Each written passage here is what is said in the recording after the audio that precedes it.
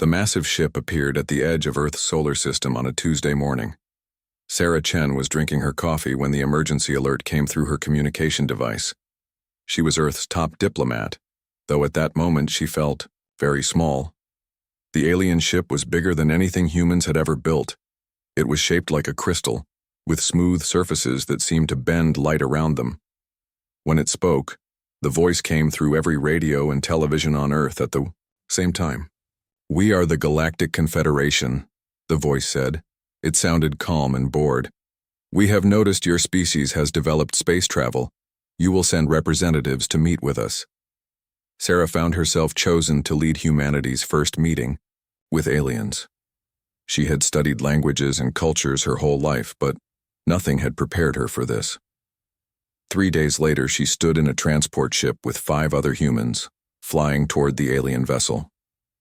The inside of the alien ship was vast. The ceiling stretched so high that Sarah could barely see them. Floating platforms carried beings that looked nothing like humans. Some had tentacles instead of arms. Others looked like walking trees with eyes. A few seemed to be made of living metal. The meeting room was the size of a football stadium.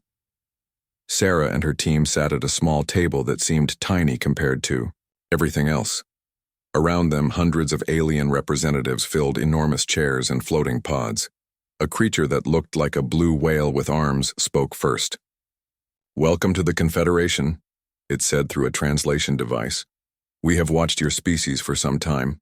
You are still very young, but you show promise." Sarah stood up. Her voice shook a little, but she tried to sound confident. "Thank you for this opportunity. Humanity is honored to meet with your alliance. We hope to learn from your wisdom and contribute to galactic peace."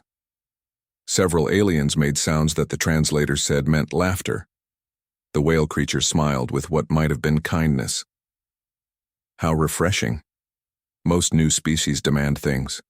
You seem to understand your place." Another alien spoke up. This one looked like a giant spider wearing robes. "The Confederation has maintained peace for over 3,000 of your years. We have learned that order requires proper hierarchy. New species must start at the bottom and earn their way up." Sarah nodded eagerly. "We understand completely. Humanity is willing to learn and follow your guidance." The aliens seemed pleased by this. They explained how the Confederation worked. There were 7 levels of membership. Humans would start at level 1, the lowest. They could trade with other level 1 species, but only with permission from higher levels. They could mine asteroids and dead planets, but only in designated areas. They could settle new worlds, but only ones that no other species wanted. "This might seem limiting," said a floating creature made of gas and sparks. "But it protects everyone. Young species often make mistakes that could hurt themselves or others." Sarah accepted everything they offered.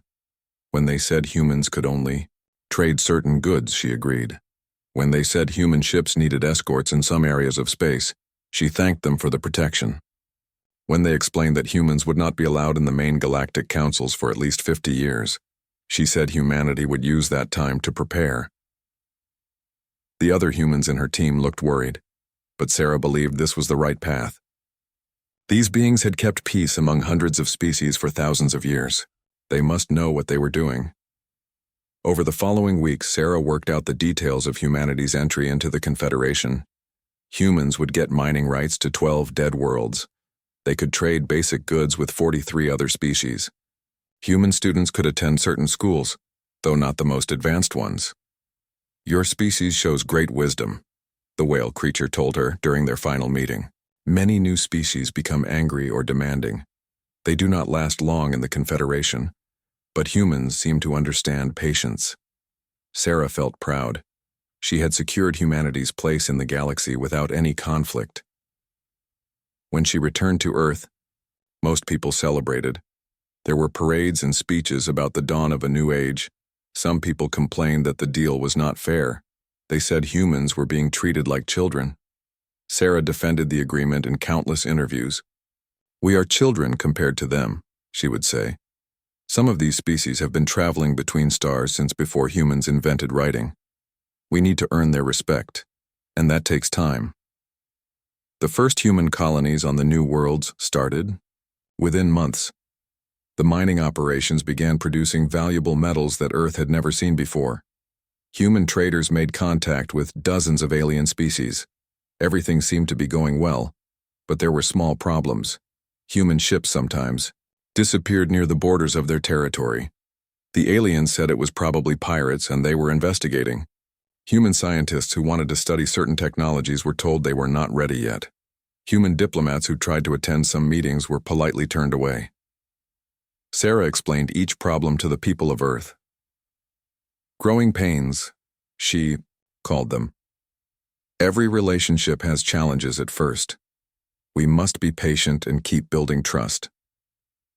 As months turned to years, Sarah noticed that other species seemed to find humans amusing. They would smile when humans asked questions in meetings. They would pat human diplomats on the head like parents with small children. Some aliens would make jokes about the eager little humans who tried so hard to please everyone. Sarah told herself this was normal. Humanity was new to galactic politics. Of course, they would seem childish to species that had been doing this for millennia. Time would change that. Patience and good behavior would earn respect. She believed this completely. Even when the problems started getting bigger, Sarah held on to her faith that peace and patience would win in the end. She had no idea how much patience humanity actually had, or what would happen when it finally ran out. 10 years had passed since first contact. Sarah Chen was older now, with gray streaks in her hair and lines around her eyes.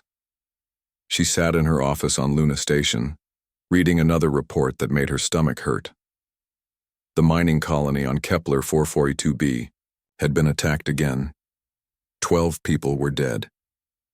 The attackers had used advanced weapons that destroyed the settlement's main buildings before disappearing into space. The alien investigators said it was pirates, just like they always did.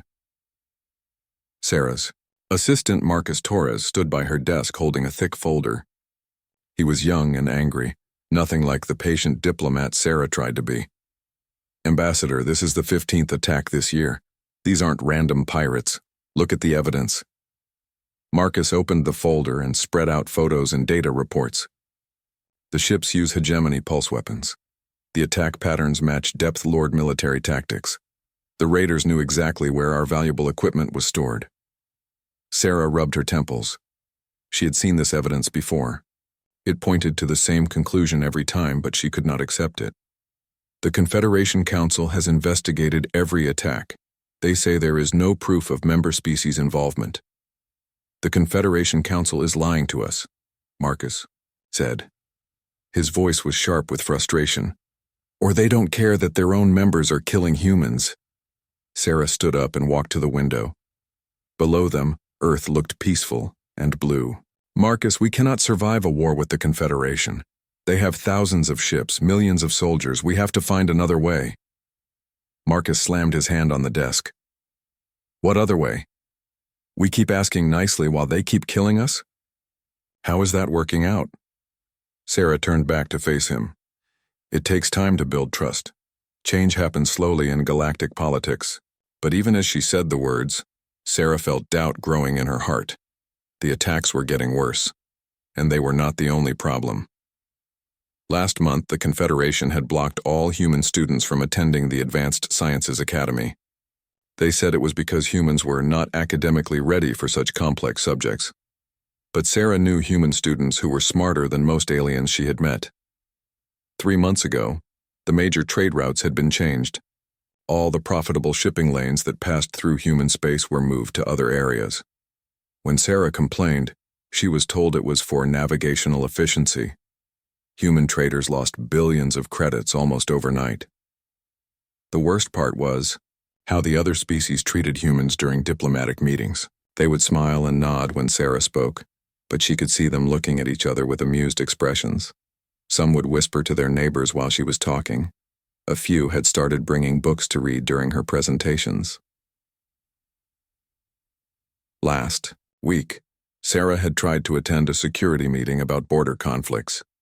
The hegemony representative had stopped her at the door. "I am sorry, Ambassador Chen, but this meeting is for senior species only. Perhaps there is a cultural exchange event you could attend instead, Sarah had wanted to scream. Humans were being attacked by pirates, their trade was being destroyed, and their people were being treated like amusing pets. But she had smiled and walked away just like she always did. Now Marcus was showing her something new. He pulled out a datapad with shipping records. Look at this.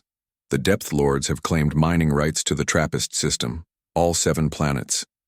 They say it is based on ancient territorial laws. Sarah felt cold. The Trappist system was home to 50 million humans across 3 worlds. The planets had vast oceans that humanity needed for their growing population. They cannot do that. We have legal settlements there. Marcus looked grim. They already did it. The Confederation Court approved their claim yesterday. We have 6 months to evacuate all human presence from the system. Sarah sat down hard in her chair.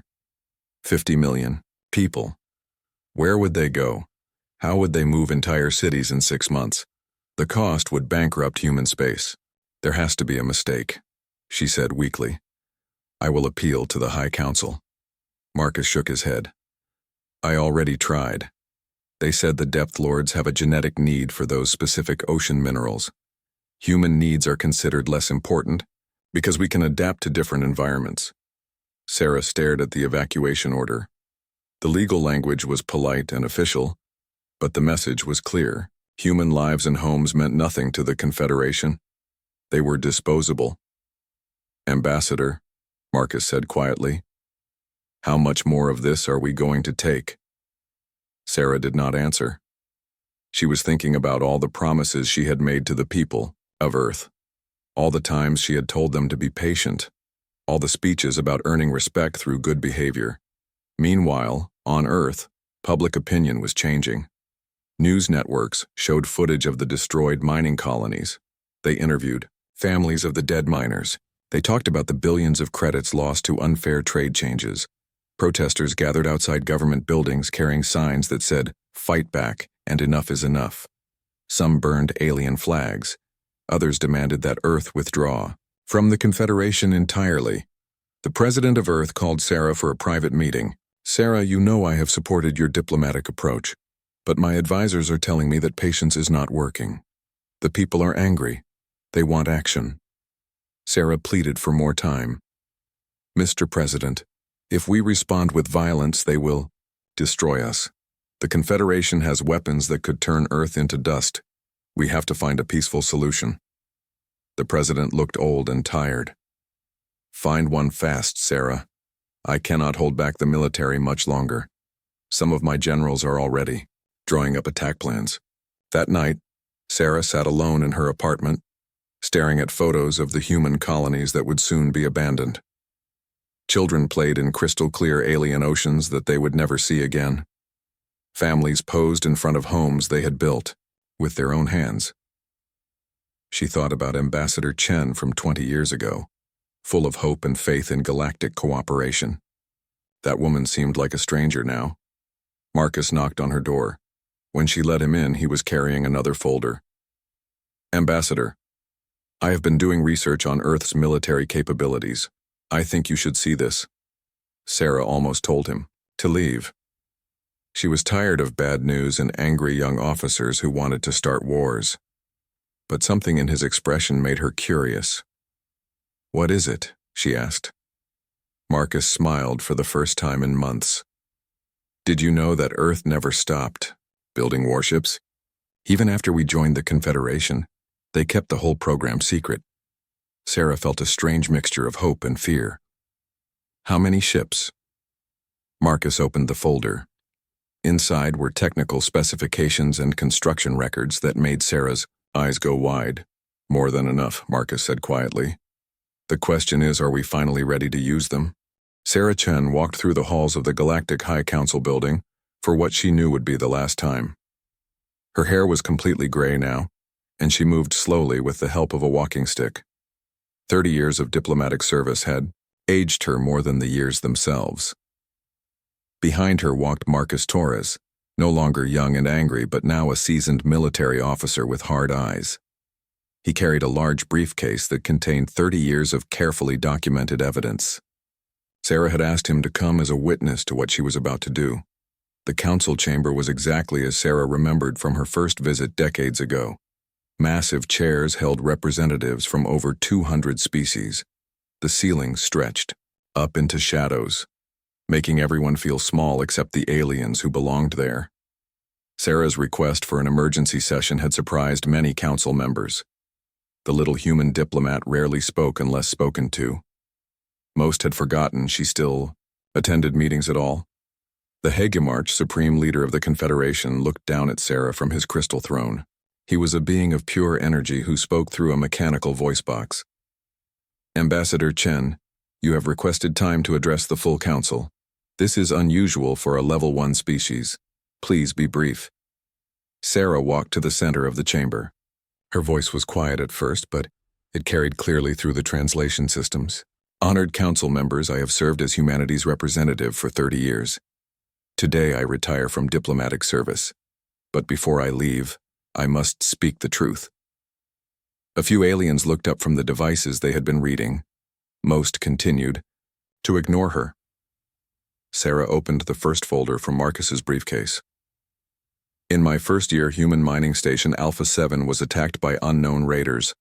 17 humans died. When we investigated, we found evidence that the attackers used hegemony weapons and followed Depth Lord tactics. The council said there was no proof of member involvement. The hegemony representative, a creature that looked like a walking mountain of rock, made a dismissive gesture. Ancient history, human. Pirates steal weapons all the time. Sarah opened another folder. Year 3. Human trade convoy Beta 9 was destroyed near the Vegan border. 43 humans killed. The attacking ships transmitted Vegan military codes during the assault. The council said it was probably stolen codes. She kept going, folder after folder. Year 5. Human students expelled from academies for asking too many questions about advanced technology. Year 8. Trade routes changed to avoid human space, costing billions in lost revenue. Year 12.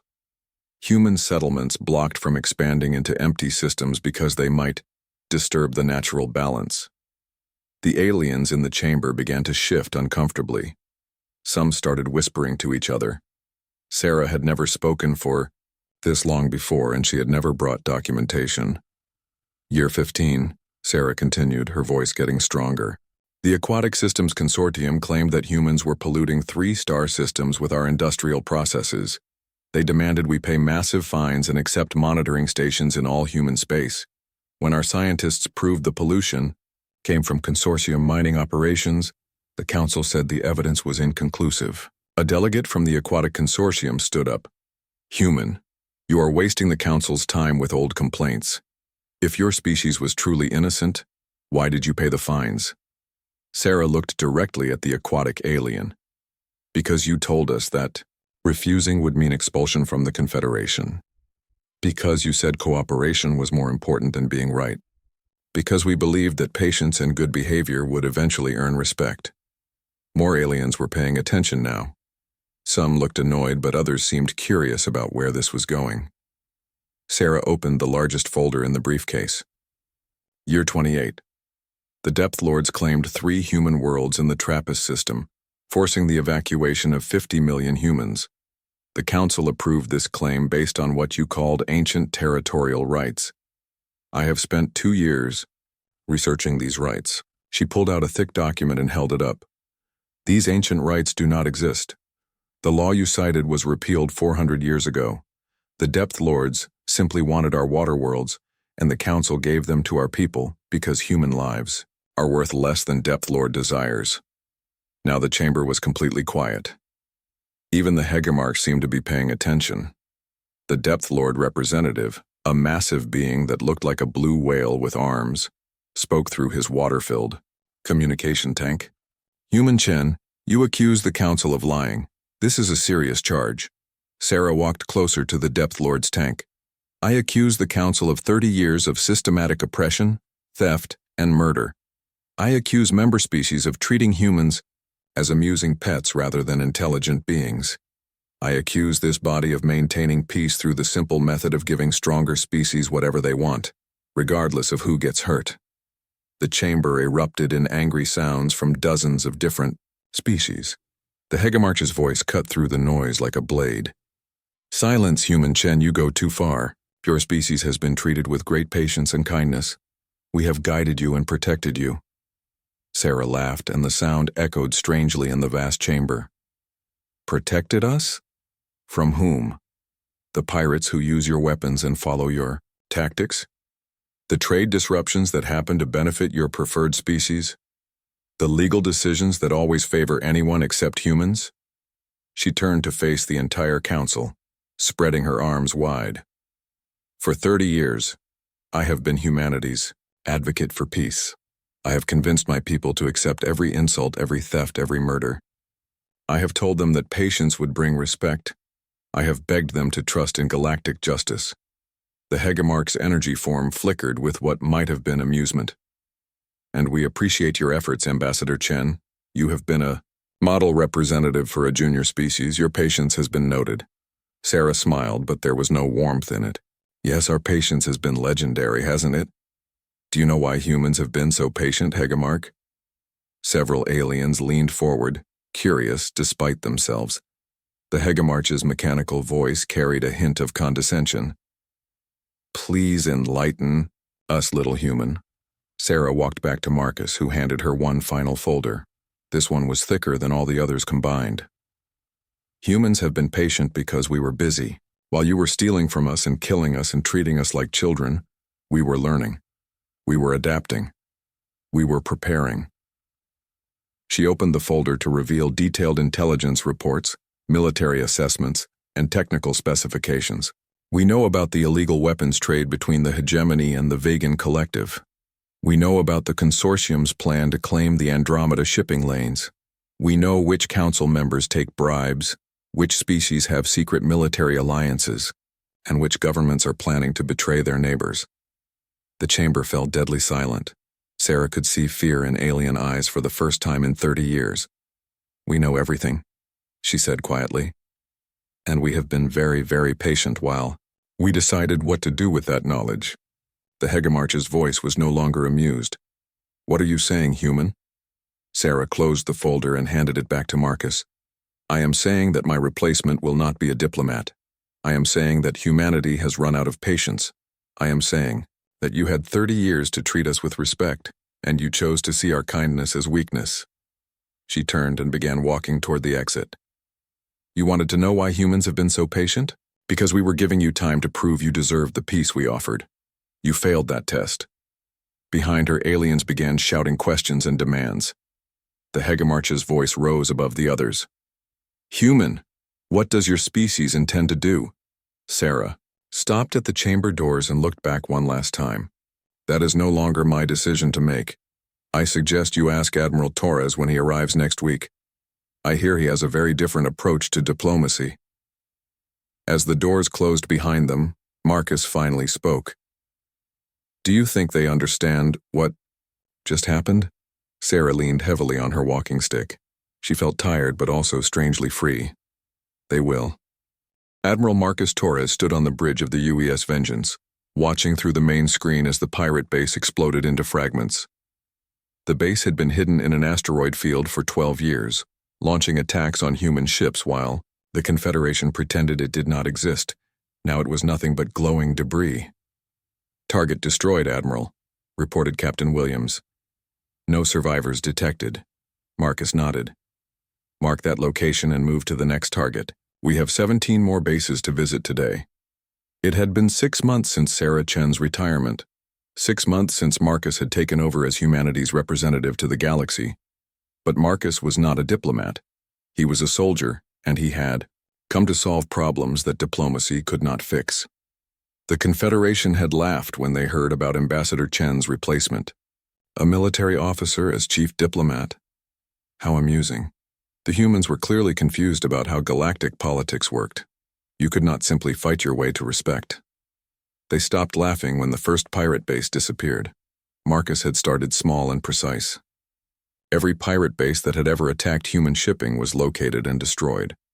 The aliens who had pretended these bases did not exist suddenly found detailed evidence of their locations, their supply chains, and their political connections, delivered to every news network in the galaxy. The hegemony tried to deny involvement, but Marcus released communication records showing hegemony officials giving orders to the pirate commanders. The Depth Lords claimed they had never supported the raiders, until Marcus broadcast video of Depth Lord ships delivering weapons to pirate bases. Within 2 weeks, the galaxy learned something important about humans. They had not been sitting quietly for 30 years. They had been watching, listening, and recording everything. "Admiral," called Lieutenant Park from the communication station, "we are getting an urgent message from the Confederation Council. They want to arrange a meeting to discuss the recent incidents." Marcus smiled coldly. "Tell them I am busy. They can schedule an appointment through my secretary like everyone else." The Confederation was discovering that Admiral Torres was very different from Ambassador Chen. When they demanded explanations, he ignored them. When they threatened sanctions, he released more embarrassing intelligence. When they tried to organize meetings, he told them to wait in line. But Marcus was just getting started. 3 weeks after the pirate bases were destroyed, Marcus turned his attention to bigger targets. The Depth Lords had stolen human worlds and forced millions of people from their homes. Marcus decided it was time for them to understand the consequences of their actions. The Depth Lord homeworld was covered by vast oceans that the aliens lived in and worshipped. Their entire culture was built around the purity and peace of their sacred waters. Marcus thought it would be educational to show them what happened when someone took away something precious. The human fleet arrived at the Depth Lord homeworld without warning. 50 ships dropped out of hyperspace and immediately began deploying thermal weapons. The Depth Lord sent frantic messages asking what the humans wanted, but Marcus did not answer their calls. Instead, he sent a simple message to every communication device on the planet. "You took our water worlds. Now you learn what it feels like." The thermal weapons activated all at once. Across the planet, the sacred oceans began to boil. Steam rose from the water like fog, and the temperature climbed higher and higher. The Depth Lords screamed in their underwater cities as their perfect environment became a deadly furnace. Marcus let the weapons run for exactly 1 hour. Then he shut them off and opened communication channels. "Depth Lords," he said calmly, "you have 1 week to return every human world you stole. You will also pay full compensation for the relocation costs of 50 million humans. If you refuse, I will return and finish what I started today." The Depth Lord Supreme Council surrendered within 6 hours. But Marcus's biggest surprise was still coming. While he was dealing with pirates and thieves, his intelligence teams were releasing information that destroyed the Confederation from within. Humans had spent 30 years documenting every secret deal, every hidden alliance, and every illegal operation in the galaxy. Now Marcus shared all of it with everyone at once. The Aquatic Systems Consortium discovered that their trusted allies in the vegan collective had been secretly poisoning their breeding grounds to reduce competition for shipping contracts. The proof was undeniable. Satellite footage, chemical analysis reports, and recorded conversations between vegan officials planning the attacks. The insectoid hive queens learned that the Crystal Empire had been stealing their genetic material for decades, using it to create hybrid soldiers for a planned invasion of hive space. Marcus released the laboratory records, showing thousands of experiments using stolen hive DNA. The Peaceful Harmony Federation found out that 3 of their member species had been selling weapons to terrorist groups while publicly supporting galactic peace treaties. The evidence included purchase orders, delivery schedules, and banking records showing payments for weapons used in mass attacks. Across the galaxy, species that had been allies for centuries suddenly became enemies. The careful balance of power that had maintained galactic peace for thousands of years collapsed in a matter of weeks. Trade agreements were canceled. Military alliances dissolved. Several species declared war on each other immediately. The Confederation Council tried to hold emergency sessions, but half the members refused to attend meetings with the other half. Ancient grudges and new betrayals turned every discussion into shouting matches and threats of violence. Marcus watched the chaos from his command ship and felt satisfied. The galaxy had ignored human suffering for 30 years while maintaining their false peace through corruption and oppression. Now they could see what their precious stability was really built on. "Admiral," Captain Williams said quietly, "some of our intelligence teams are reporting that 3 star systems have declared independence from the Confederation. 2 more are in open civil war." Marcus nodded. "Good. Maybe they will build something better this time."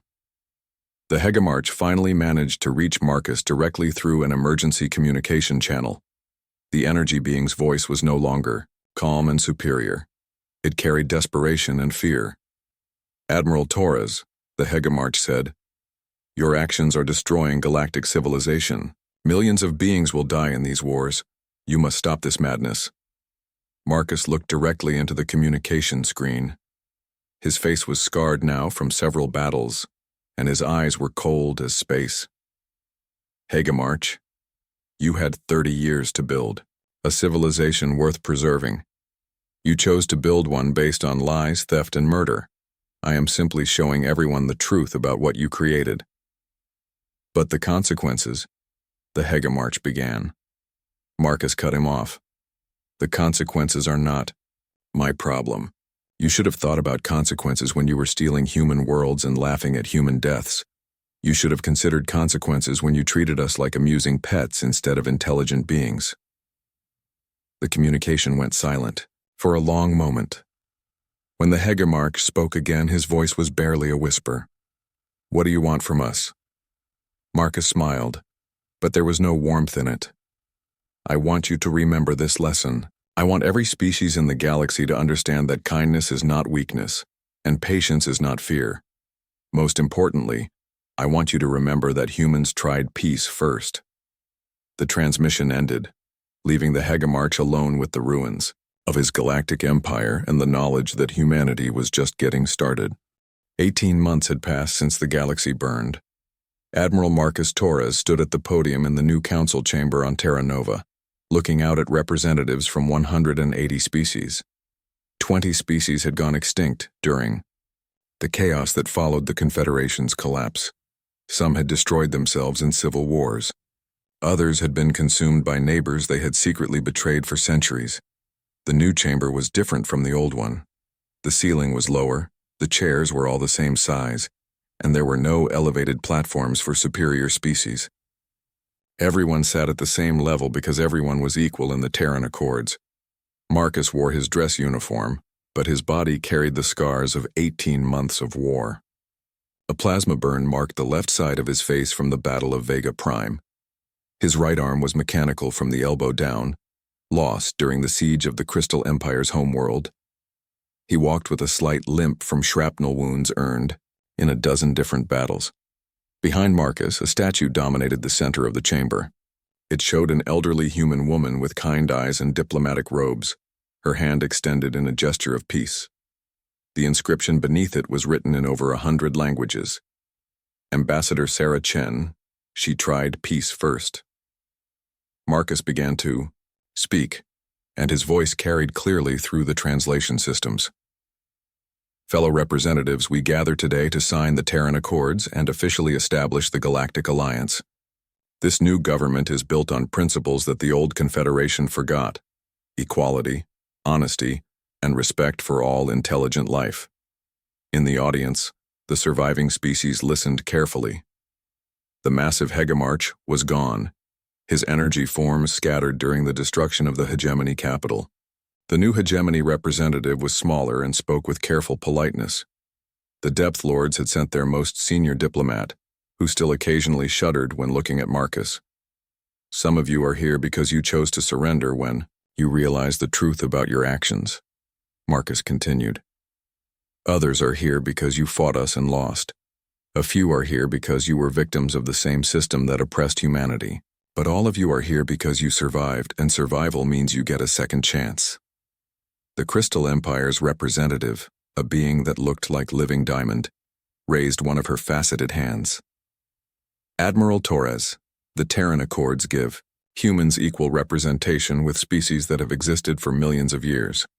Some consider this unfair to older civilizations." Marcus looked directly at the crystal being.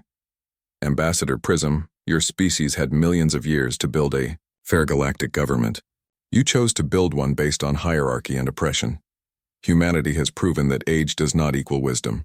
From now on, all species earn respect through their actions, not their history. An insectoid representative from the surviving hive. Queens clicked her mandibles nervously.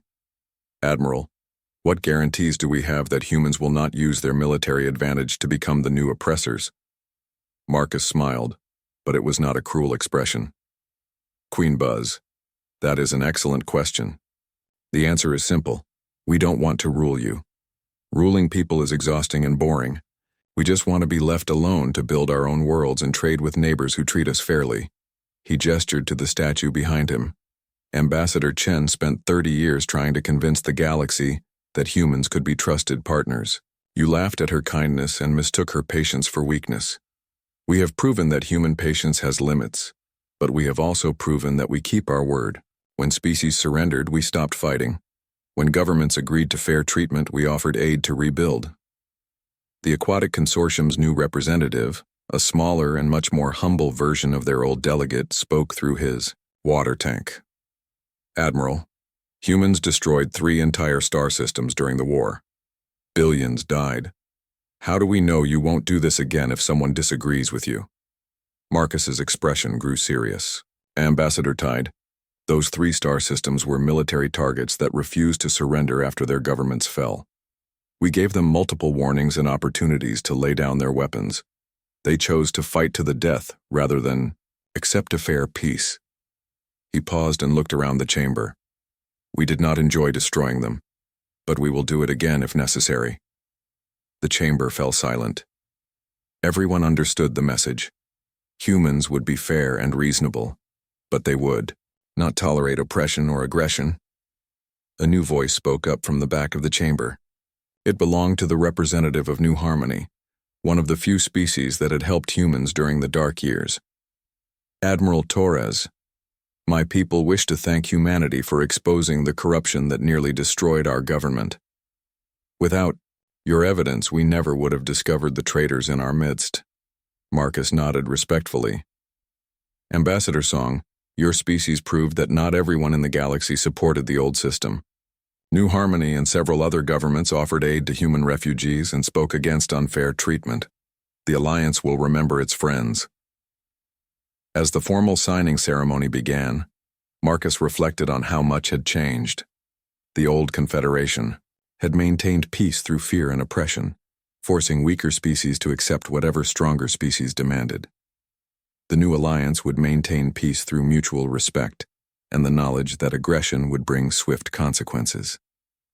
Each species representative came forward to sign the accords. Some signed eagerly, grateful for a chance to participate in fair galactic government. Others signed reluctantly, still mourning their lost advantages. All of them signed because the alternative was isolation from galactic civilization. When the ceremony ended, Marcus delivered his final speech as humanity's military representative. Tomorrow he would retire and let civilian diplomats take over the day-to-day work of government. Representatives of the Galactic Alliance, he said, today marks the end of one era and the beginning of another. The old galaxy was built on lies and maintained through oppression. The new galaxy will be built on truth and maintained through justice. He looked around the chamber one last time, meeting the eyes of beings who had once dismissed humans as amusing primitives. We fought this war not because we wanted to, but because you gave us no choice. We won this war not because we were stronger, but because we were right. Remember this lesson well. Be kind to those who are kind to you, because you never know what they are capable of when their patience runs out. After the ceremony, Marcus stood alone before the statue of Sarah Chen. An aide approached him quietly. Admiral, there are reporters outside who want interviews, and the president is calling about your retirement ceremony. Marcus waved them away. Tell them I'll be out in a minute. He looked up at Sarah's carved face, remembering the elderly diplomat who had tried so hard to believe in peace. I'm sorry it took so long, he said quietly. I'm sorry we couldn't do it your way, but I think you would approve of what we built. The statue seemed to smile down at him, and for a moment, Marcus could almost hear her voice.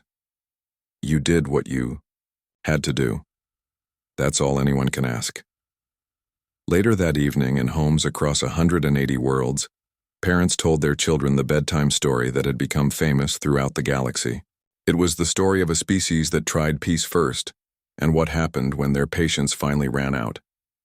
The children listened with wide eyes, learning the most important lesson in galactic history. Kindness should never be mistaken for weakness, and patience should never be taken for granted. The galaxy would never forget the moment humanity tried peace, then ran out of patience.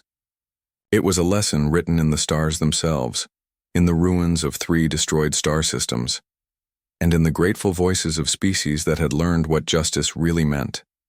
And on a quiet world called Earth, in a small cemetery where heroes were buried, Sarah Chen's gravestone bore a simple inscription: "She gave them every chance,